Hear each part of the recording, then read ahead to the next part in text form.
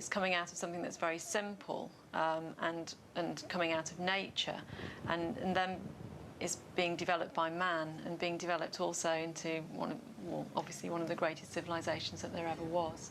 The spiritual world represented the physical world. So as it was in heaven, so as it was on earth. The Africans came together in Kemet to build a heaven on earth. So what you see is this combination of balance and harmony. The essence of what we find within traditional African society is an understanding of the totality of life that is literally matrilineal and is paired with the masculine energy in order to maintain its force and its operation throughout society. If you suppress the female, you suppress 50% of the power of the creator. It seems to be really important, and in many respects the sort of male and female seem to represent the two different forces coming together. And I suppose it's a bit like the unification of Upper and Lower Egypt in some respects. Because they understood that it wasn't just about gender. It was about the understanding of the energy and how it moves, how masculine energy moves and how feminine energy moves, and how to marry the two, which created balance, life. The idea was to create a land which was like the land that was up in the skies and beneath the earth. And in that sense, they saw that how they were arranged in families was also how the gods must also be arranged in families, and how the spiritual energies of the universe must also be arranged in families because they are arranged in families. Three of the most important Neteru in Kemet were Asar, Aset, and Heru. Or to give them the more usual names, Osiris, Isis, and Horus. These three deities originally came from Kush. These are very, very important triumvirate. Their stories are as much mythology as they are history. Now, according to Diodorus Siculus, who was one of the ancient Greek historians, Osiris was originally a community leader of very early Kush. He doesn't call him a king of Kush, but he makes it quite clear he was a leader. Asar is regarded as the founding father of Kemet. He unified the two lands. He established the first nation-state in the recorded history of humanity. He is said to have introduced writing, the writing which the ancient Kemites referred to as Medu Neter, or the writing of God when it was written, or the words of God when it was spoken. He is also said to have introduced agriculture and theology. Also decided to take civilization to certain parts of the Nile Valley as well as to other parts of the world. Asar married a beautiful Nubian woman by the name of Aset, who was his co-regent, not his inferior, his co-regent. And when Asar decided that he was going to travel to other parts of Africa to share his technology with his brothers and sisters on the continent, he left his wife Aset to run their nation. And he was very successful, very admired, and this provoked the jealousy of his brother, Set. And Set then plotted to overthrow his brother Asar. Set, or Sete in ancient Egyptian, murdered his brother, dismembered his body into 14 pieces, and then scattered those 14 pieces throughout Kemet. When Aset learned of the murder and dismemberment of her husband, she fled for her life, and then she went searching for the missing parts of her husband's body. Aset found 13 of the 14 parts of Asar's body, and as she found each body part, she cleaned it, she anointed it with oils, and she laid all 13 parts out, and she literally remembered her husband, wrapped his entire body in bandages, and created the first mummy in the recorded history of humanity. As Aset was preparing to bury her husband, she grieved because she was about to bury the man that she loved. She grieved because she was still a virgin. They had never consummated their marriage, and thus she would never bear children by the man that she loved. And according to the story written on many papyri in Kemet, carved on several temples in Kemet, the spirit of Asar came and impregnated his virgin wife, Set. And then 9 months later, the virgin Set gave birth to their son, Heru. Now, in the case of Isis or Set, she is the original Virgin Mother, and she is seen suckling Horus.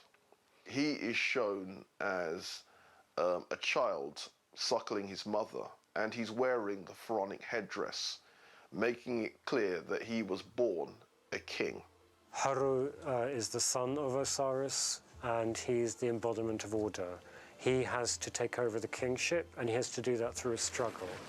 So Heru was born, the son of a virgin. He was born with a specific purpose in life. That was to restore his father's kingdom, to do battle with his uncle Set and reclaim his father's throne. Heru would then take up his father's struggle, in a way, against his uncle Seth. One of those classic battles, not so much between good and evil, it's more a battle between order and anarchy. And Heru eventually triumphs over Seth. At that moment, Heru was miraculously transformed into a falcon. He flew into heaven to meet with his father Asar, told Asar of his victory over Set. His father blessed him, and Heru then returned to Kemet as the legitimate heir to the throne. And when he ascended to the throne, the symbol of the Heru Badet, the winged sun disk, was a symbol that was carved above the entrance of every temple in Kemet to serve as a reminder of Heru fulfilling the reasons for which he was born. And at the moment Heru reclaimed his father's throne and was crowned the king of Kemet, his father Asar was resurrected from the dead and took his place on the throne of judgment. According to Plutarch, what he says about Osiris is that Osiris was associated with the moon, and the moon has its lunar cycle and then disappears at the end of the lunar month, and then 3 days later is then reborn, and this is then the resurrection of Osiris after being dead for 3 days. So Osiris is then the god of death and resurrection. And Seth, or Zetesh, is never thrown away. He's an important part of the whole series of gods. He's not the annihilating factor. Set was not purely evil. Set represented the forces of discordance. Zetesh still has to be there. If you take him away, you're taking away part of reality. But he shouldn't be king.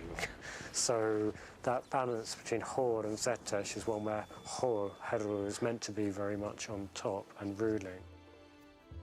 And our ancestors were very inclusive. And they knew for certain that, as I said, there was a little bit of good in the worst of us and a little good of bad in the best of us. And they represented that in this way. So the reigning ruler in Kemet, and this is taken over to an extent in Kush, the reigning king is Horus, because he's managed to take over and rule.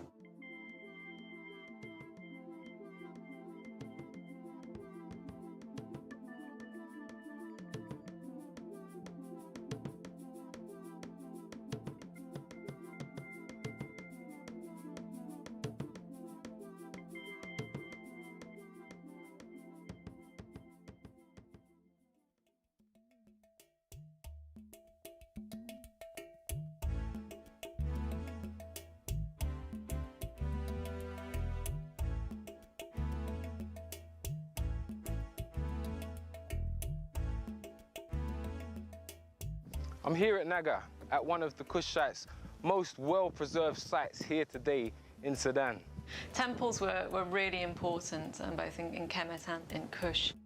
When you begin to look at the development of temples, the temples that we find in Nubia, the temples that we find in Egypt, the temples were universities.